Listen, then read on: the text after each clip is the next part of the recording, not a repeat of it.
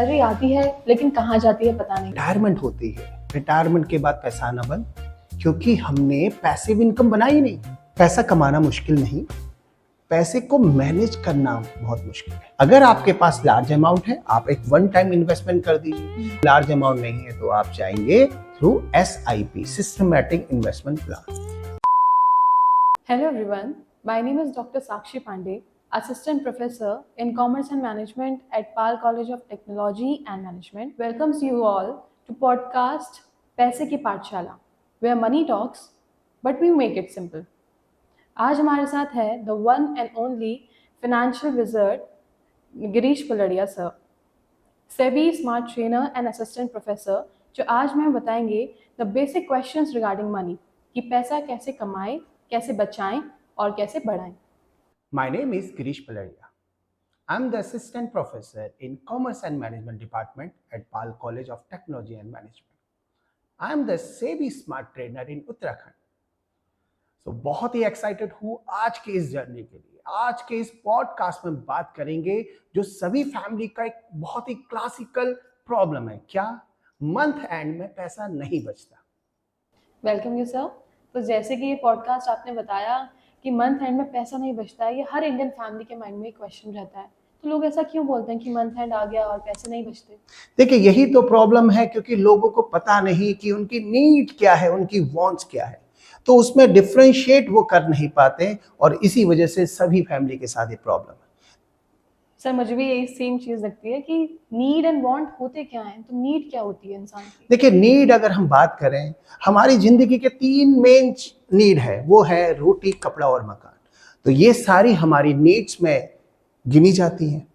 वहीं पर अगर हम बात करें कि अगर हमें वांट्स की बात करें, उन वांट्स को हमें देखना है, तो नीड से जस्ट ऊपर बनती है वांट्स। इन वांट्स को अगर मैं बात करूं कि मैंने जूता खरीदा 10,000 रुपीज का, क्या ये मेरी नीड है?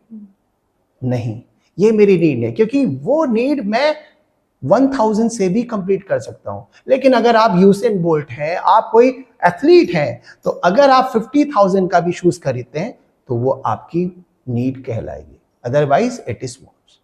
सो नीड बेसिकली आपके बेसिक वांट्स होते हैं, सर्वाइवल स्टफ। एंड वांट्स कि हम जो अपने नीड से ऊपर बन के बात करते हैं।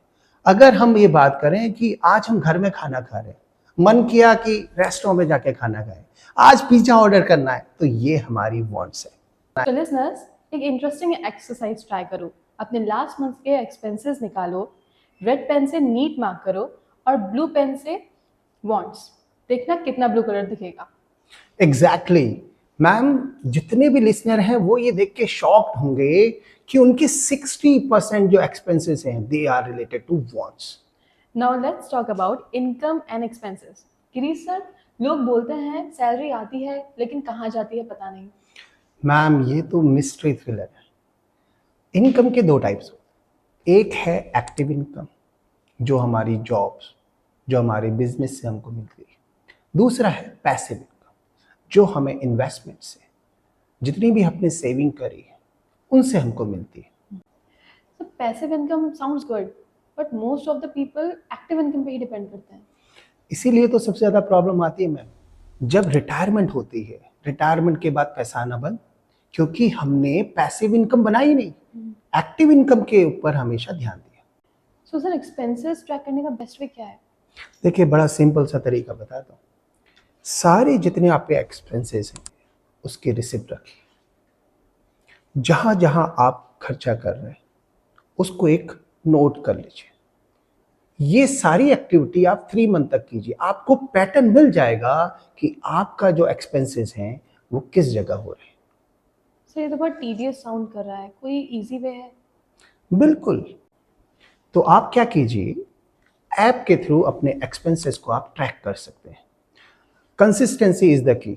लोग शुरू में तो बहुत इंथुसियास्टिक काम करते हैं कि हम आज सारा खर्चा नोट करेंगे आज से, लेकिन वही लास्ट में हम अपने छोटे छोटे खर्चे भूल जाते हैं। 20 रुपीज भी हमको ऐड करने चाहिए। 20 रुपए करते करते 600 रुपए का ही बना जाए। बिल्कुल। आप देखिए कि 600 रुपीज पर मंथ हमारा है, लेकिन हम उसको भूल जाते हैं। सर मुझे लगता है बजट करके चीज़ें बैलेंस हो सकती है। पर बजटिंग बहुत ज़्यादा बोरिंग साउंड करता है, तो उसको कैसे इंटरेस्टिंग बना सकते हैं? बिल्कुल मैम, देखिए हर फैमिली की सबसे पहली जो नीड है वो है कि बजट। देखिए बजट तो हमें पहले बनाना पड़ेगा। बजट में we have to maintain the expenses and income column. मैंने इनकम जैसे बताया एक्टिव और पैसिव इनकम है, सेम ऐसे ही एक्सपेंसेस और इनकम को हमें लास्ट में टोटल अप करना। या तो टोटल नेगेटिव होगा सो इट्स वेरी सीरियस, और अगर पॉजिटिव होगा तो इट्स पार्टी टाइम, पार्टी कीजिए। सर सेविंग के बारे में लोग कहते हैं पैसा बचेगा तो बचाएंगे। तो देखिए लोगों का ये माइंडसेट ही गलत है। माइंडसेट क्या गलत है कि लोग income minus expenses equals to saving लिखते हैं, बट सही क्या है, income minus saving equals to expenses होना चाहिए। पहले आप अपनी इनकम से अपनी सेविंग हटा दीजिए, बाकी का जो बचा वो एक्सपेंसेस की। लेकिन सर इन्फ्लेशन, प्राइसेस तो बढ़ ही रहे हैं। देखिए ये बहुत ही इंपॉर्टेंट आपने बात कही, इन्फ्लेशन सपोज इट इज 6%। तो आज देखिए, आज जो आप 50,000 रुपीज की चीज खरीद रहे हैं, आज से 10 साल बाद उस चीज को खरीदने के लिए यू हैव टू पे 70,000। तो ये है इन्फ्लेशन। मतलब सेविंग अकाउंट में रखने से कुछ नहीं चलेगा। देखिए सेविंग में 3-4% इंटरेस्ट और inflation 6%, so it means you are losing your money around 2%। So what does it mean? It means you are losing your money with the rate of inflation. तो सर सोल्यूशन क्या है इस चीज का? Investment. थोड़ा risk तो रहेगा, लेकिन if you are getting more than the inflation so it means you are earning. So जो डिफरेंस हमेशा इन्फ्लेशन से वो हमेशा पॉजिटिव होना चाहिए, तो उसके लिए हम सिंपल इन्वेस्टमेंट करते हैं। तो सर बैंकिंग के कोई बेनिफिट्स हैं? कुछ ऐसा इंटरेस्टिंग वे है जिससे कि हम बैंकिंग के बेनिफिट्स हमको पता चल सके? बिल्कुल। देखिए बैंकिंग की अगर बात करते हैं तो बैंकिंग में अलग अलग तरह के हम अकाउंट ओपन कर सकते हैं। सेविंग में मैंने जैसा बताया आपको कि 3-4% ही इंटरेस्ट है, बट द अदर्स हैं, एफडी है, आरडी है। So these are the schemes which are gaining around more than 7%, around 6 to 7%. So it means they are earning more than the inflation rate. ऐसे ही अगर आप चले जाइए पोस्ट ऑफिस में, post office में जो अकाउंट्स हैं they are getting more than 6%। सो इस तरह की चीजें आप अपनी जिंदगी में कर सकते हैं अगर आपने इन्फ्लेशन को बीट करना है। अब तो सर मुझे ऐसा लगता है कि बैंकिंग और ज़्यादा इजी हो गई है जब से डिजिटलाइजेशन आ गया है। बिल्कुल। देखिए हर जगह अगर हम बात करें आजकल यूपीआई, यूनिफाइड पेमेंट इंटरफेस, जिसके द्वारा हम किसी भी ट्रांजैक्शन को इजीली कर सकते हैं। और आज इंडिया वर्ल्ड में सबसे बड़ा कंट्री बना है कि जिसकी यूपीआई सर्विसेज सबसे हाईएस्ट। Exactly sir. तो सर अब इतना ज़्यादा यूपीआई आपका वास्ट नेटवर्क में जा रहा है अक्रॉस, तो इसका क्या डू एंड डोंट्स है जो कस्टमर्स को ध्यान में रखने चाहिए? देखिए बिल्कुल, ये तो मोस्ट इंपॉर्टेंट लिसनर्स के लिए भी है कि देखिए आरबीआई भी कहती है, सेबी भी कहती है, do not share your OTP. OTP आपके अकाउंट की जान है, तो किसी भी अनजान व्यक्ति से शेयर ना कीजिए। आजकल जितना भी फाइनेंशियल फ्रॉड चल रहा है, इसी फाइनेंशियल फ्रॉड की वजह से लोगों की मेहनत की कमाई गायब हो जा रही है। तो सरकार भी यही कहती है कि आप लोग को ना तो पासवर्ड बताएं और ना ही किसी फेक कॉल्स को रिसीव कीजिए, ना ही उनको रिस्पॉन्ड कीजिए। तो डिजिटल अरेस्ट, इतनी जितनी सारी चीजें हैं, इन सब चीजों से आप बच सकते हैं जब आप अवेयर हो। सर ये चीज़ तो आपने सही बोली कि जितनी ज़्यादा अवेयर होंगे लोग उतने ही ज़्यादा ऑनलाइन ट्रांजैक्शन के फ्रॉड से इंसान बच सकते हैं। yes.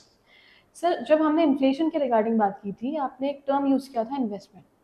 सो इन्वेस्टमेंट सुन के बहुत लोग थोड़ा सा डर जाते हैं, तो बिगनर्स के लिए इन्वेस्टमेंट कैसे रहेगा, क्या कर सकते हैं, स्टेप्स क्या रहेंगे उसके? देखिए इन्वेस्टमेंट में जनरली सभी लोग बताते हैं आपको 3 चीज तो हमेशा याद होनी चाहिए। पहला, high risk, second the low risk, and last is liquidity. और यहां पर मैं चौथी चीज ऐड कर रहा हूं, इन्वेस्ट अर्ली। तो इन चारों चीजों के बारे में बात करते हैं। द हाई रिस्क, जितना आप हाई रिस्क लेंगे उतना ही आपको हाई चांसेस हैं कि आपको रिटर्न ज्यादा मिलेगा। लो रिस्क में आप देखिए, लो रिस्क में रिस्क तो नहीं है और आपका पैसा सेव है, क्योंकि हर कोई जो ऑब्जेक्टिव होता है इन्वेस्टमेंट का सबके डिफरेंट है। कोई हाई रिस्क के लिए काम करता है, कोई लो रिस्क के लिए काम करता है, सेफ मनी के लिए। और लास्ट देखिए लिक्विडिटी, अगर आपको जल्दी अगर उस पैसे को कैश में कन्वर्ट करना है तो ये भी आपका ऑब्जेक्टिव हो सकता है। इन तीनों चीजों को मिला के हम लोग को इन्वेस्टमेंट करना चाहिए। और चौथी चीज बड़ी मेन कि आपको जितना जल्दी हो सके इन्वेस्टमेंट अर्ली। तो ये एक चौथी चीज है जो मेन आजकल चल रहा है। सो सर, इन्वेस्टमेंट की कोई मिनिमम अमाउंट है कि आप कितने अमाउंट्स आप स्टार्ट कर सकते हैं देखिए, इन्वेस्टमेंट? मैं तो कहता हूं आप 100 रुपीज से भी शुरू कर सकते हैं। तो अब इस 100 रुपीज के शुरू करने के लिए कुछ हमारे पास बेसिक रूल है। तो सबसे पहले हम उस पैसे को इन्वेस्ट करना है जो हमारे पास सेविंग के रूप में बचा था। वो इक्वेशन याद है, income minus saving equals to expense. Sir, power of compounding क्या चीज है?